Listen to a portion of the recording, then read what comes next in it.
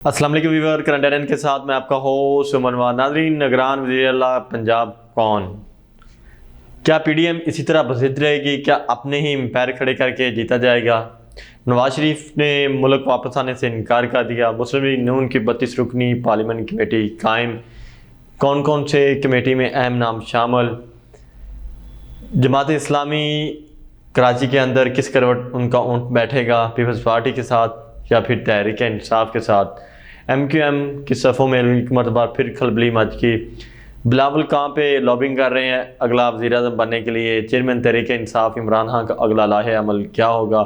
Speaker कौमी assembly राजा परवेज़ अशरफ कौन सी चाल चलने फिर जा रहे हैं? आज इन सब मौज़ूआत पे बात करेंगे। सबसे पहले शुरू करते हैं। नाज़रीन, स्पीकर कौमी असम्बली राजा परवेज़ अशरफ ने तहरीक इंसाफ के और 35 अरकान असम्बली के इस्तीफ़े मंजूर करने का मनसूबा बना लिया है। पीर के दिन 10 बजे इन अरकान असम्बली के इस्तीफ़े मंजूर किए जाएंगे और उनका नोटिफिकेशन जारी कर दिया जाएगा। तो जब ये इस्तीफ़े मंजूर होंगे तो हर 3 दिन के बाद पिछले ये 5-6 दिनों के दरमियान तहरीक इंसाफ के 70 लोगों के इस्तीफ़े मंजूर हो चुके हैं। जब 35 पीर को और 35 लोगों के इस्तीफ़े मंजूर होंगे तो 105 टोटल जो अरकान की तादाद होगी वो 105 हो जाएगी। तो नाज़रीन, पीर के दिन स्पीकर कौमी असम्बली राजा परवेज़ अशरफ ये एक मरतबा फिर ये सब कुछ करने जा रहे हैं जो राजा परवेज़ अशरफ जिन्होंने ये कहा था कि जब तक मेरे पास मेंबरान फर्दर नहीं आएंगे मैं तब तक ये इस्तीफ़े मंजूर नहीं करूँगा। लेकिन अब अचानक से वो क्यों ये इस्तीफ़े मंजूर कर रहे हैं? अब तो तहरीक इंसाफ ने यह कह दिया है कि हम वापस असम्बली में जाना चाह रहे हैं, तो उन्होंने यक इस्तीफ़े मंजूर करने शुरू कर दिए हैं। तो इसके पीछे वजूहात क्या है? नाज़रीन, सबसे बड़ी वजह यह है कि पीपल्स पार्टी भी अब इकता चुकी है। इस हुकूमत के साथ वो बैठना नहीं चाह रही, ना वो हुकूमत छोड़ना चाह रही है और ना वो हुकूमत के साथ बैठना चाह रही। अब पीपल्स पार्टी को समझ नहीं आ रहा कि क्या किया जाए। अगर वो हुकूमत छोड़ के बाहर निकलती है तो फिर कुछ सियासी हल्के हैं वो नाराज़ हो जाएंगे। अगर वो इस हुकूमत के साथ बैठती है तो पीपल्स पार्टी को अपना जो फ्यूचर है वो कुछ सुनहरा नज़र नहीं आ रहा। जो इनको यकीन दहानियाँ करवाई गई थी वो यकीन दहानियाँ पूरी होती हुई नज़र नहीं आ रही।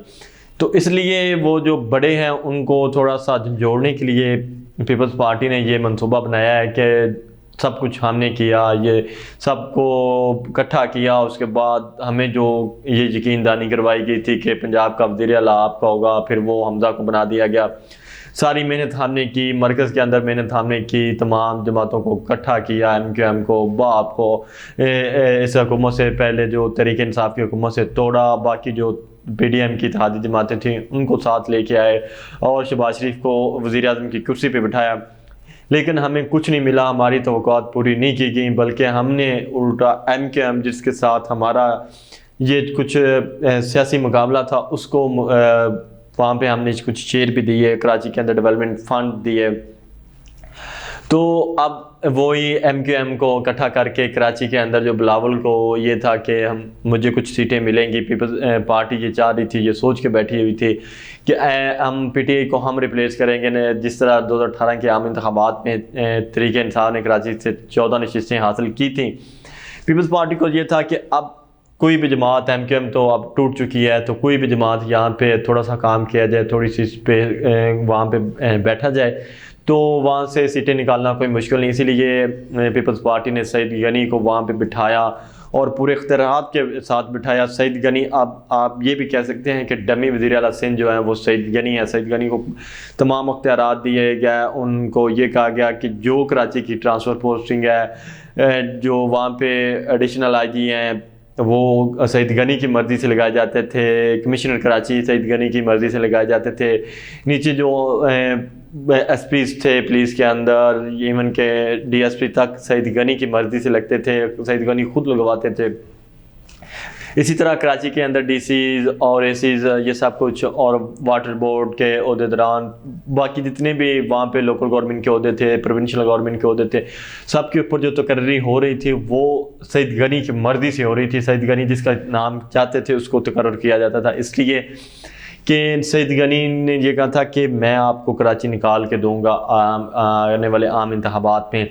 तो फिर नाज़रीन, आपने देखा कि फैसल वाडा वाली सीट के ऊपर जब इंतखाबात हुए, जब उन्होंने सेनेट के इलेक्शन के दौरान 2021 में सीट छोड़ी तो वहाँ से पीपल्स पार्टी ने वो सीट निकाली, कादर मंदू खेल वाली। तो अब भी जब दोबारा ये इंतखाबात हुए, जिन लोगों ने रिज़ाइन किया हुआ थे, जो पहले मरहले में तहरीक इंसाफ कुछ रिज़ाइन मंजूर हुए, तो 2 नशिस्तें कराची की थी जहाँ पे ये रिज़ाइन मंजूर किए गए थे। उनमें से 2 सीटों में से चेयरमैन तहरीक इंसाफ इमरान खान ने टोटल 8 नशिस्तों पर इंतखाबात में हिस्सा लिया था, लेकिन वो 7 जीत गया।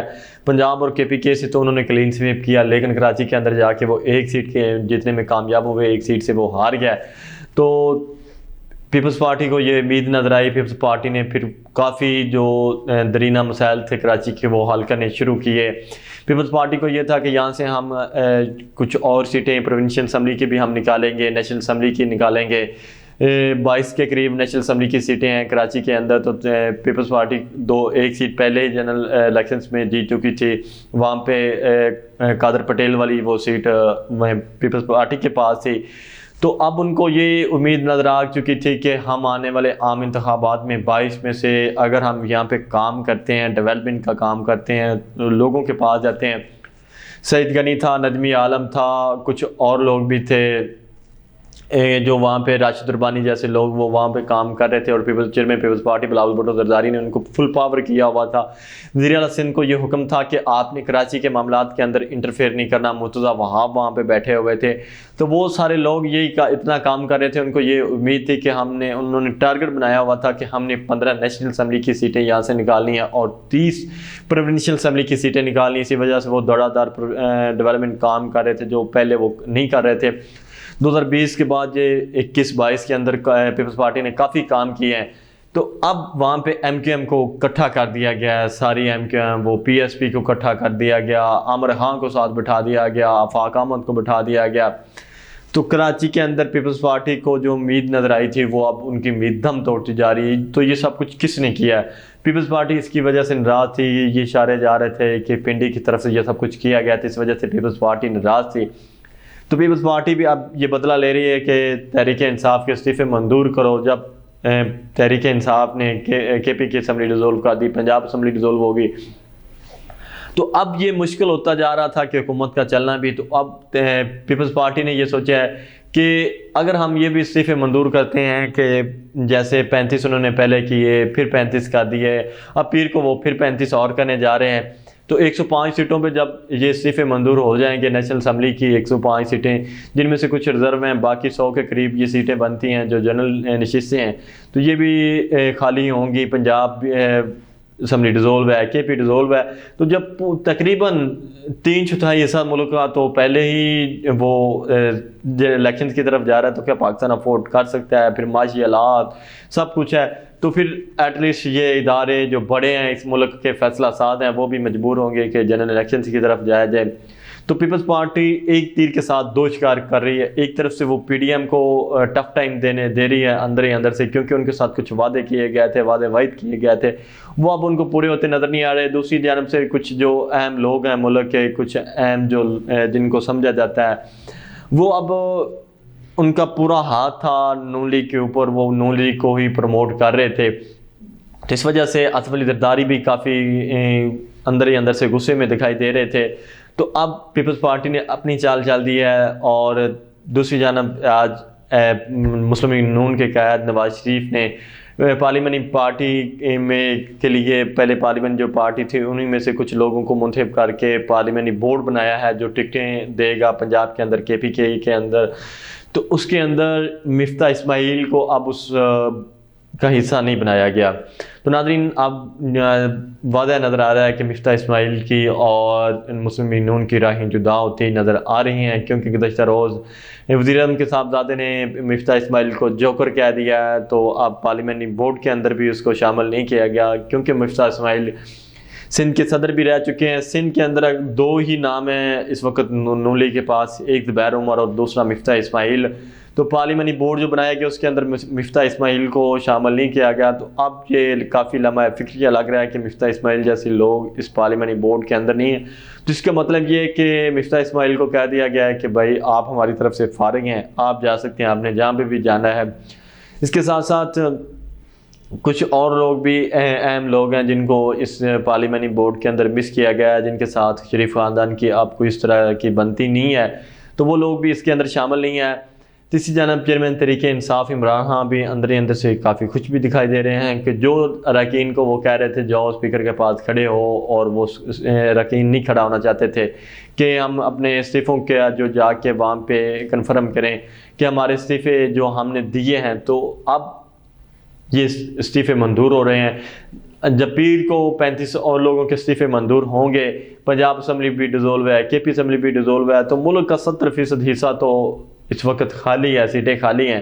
तो इन 70% हिस्से के ऊपर क्या इलेक्शन होंगे, फिर दोबारा इलेक्शन जनरल इलेक्शन होंगे, माशत पहले ही कमज़ोर है। तो चेयरमैन तहरीक इंसाफ इमरान खान का जो ख्वाब था, वो जो उनकी ख्वाहिश थी, वो पूरी होती हुई नज़र आ रही है। लेकिन नाज़रीन, चेयरमैन तहरीक इंसाफ इमरान खान के पिंडी के साथ राब्ते दोबारा बहाल हो गए हैं। अब उनको इंश्योरेंस दी जा रही है कि आप हाथ हौला रखें, हमारी कुछ भी माने, हम आपकी मानेंगे। तो चेयरमैन तहरीक इंसाफ इमरान खान ने कह दिया है कि मैं आपकी ज़रूर मानूंगा, इसीलिए एजाजुल हक अब फिर मुतहरक हो गए हैं, परवेज़ खट्टक मुतहरक हो गए हैं, और परवेज़ खट्टक 2 मुलाकातें कर चुके हैं और पैगाम रसानी कर चुके हैं, और ये मुस्बत पैगाम रसानी हुई है। दोनों जानब से जो वो पैगाम लेके गए हैं, अब जो वो लोग आपस में तो रब्ता नहीं कर रहे, बीच में से एजाजुल हक और परवेज़ खट्टक मीडियाकर का और एक पैगाम रसान का जो किरदार अदा कर रहे हैं। तो जो दोनों जानब है, ज़मान पार्क और पिंडी है, इन दोनों की तरफ से जो वो पिंडी ज़मान पार्क पैगाम पहुँचाता था, तो वो ज़मान पार्क उसको कबूल कर लेता था, उनकी जो शराइत थी उनको मान रहा है, और जो ज़मान पार्क पिंडी की तरफ अपनी शराइत भेज रहा है, वो और पिंडी मान रहा है। तो अब वो बर्फ़ जो पिघलती हुई नज़र आ रही है, 60% तक ये इनका इत्तेफाक हो गया है। 40% तक और आने वाली कुछ मीटिंग्स हैं, वो मुतवक्को हैं कि आने वाले हफ्ते में कुछ एक जो है ना, वो कोई उन पिंडी का अपना बंदा भी ज़मान पार्क के लिए शायद कोई मुलाकात करे। तो इसलिए चेयरमैन तहरीक इंसाफ इमरान खान भी यहाँ से लाहौर से अब जाने लगे हैं। तो अब उनकी मुतवक्की है कि वो 1 to 1 शायद कोई मुलाकात हो जाए इस्लामाबाद के कहीं गिरदोनवा में, या इधर से लाहौर से जाते हुए किसी रास्ते में कोई बड़ा शहर जो पंजाब का, वहाँ पे वो कहा जा रहा है कि मुलाकात हो रही है। वहाँ पे नाज़रीन आप खुद बेहतर जानते हैं कि वहाँ पे कौन लोग हैं और किन के साथ ये मुलाकात होनी है। तो अब तहरीक इंसाफ के लिए स्पेस फिर बनाई जा रही है पंजाब, KP, और कहा जा रहा है कि बलूचिस्तान के अंदर भी इनको हिस्सा दे के कोलिशन के साथ बिठा दिया जाए, और मे भी पीपल्स पार्टी को वहाँ पे हिस्सा दिया जाए वहाँ पे बलूचिस्तान के अंदर। तो सिंध और बलूचिस्तान के अंदर कुछ बिलावल का दिया जाए, और वहाँ पे अपोजिशन के अंदर बिलावल बड़ी पार्टी के तौर पे बैठेगा। कहीं पे भी चेयरमैन तहरीक इंसाफ कुछ थोड़ा सा गड़बड़ करते हैं तो फिर बिलावल को ऑप्शन के तौर पर लाया जाएगा। तो इसलिए पीपल्स पार्टी भी खुश, नून लीग के लिए कुछ नहीं, दूसरी जानब से तहरीक इंसाफ भी खुश है। तो अब नून लीग का पत्ता कटता हुआ हमें नज़र आ रहा है। तो नाज़रीन, जैसे जैसे नई पॉलिटिकल डेवलपमेंट होगी हम आपको इसी तरह आगाह करते रहेंगे।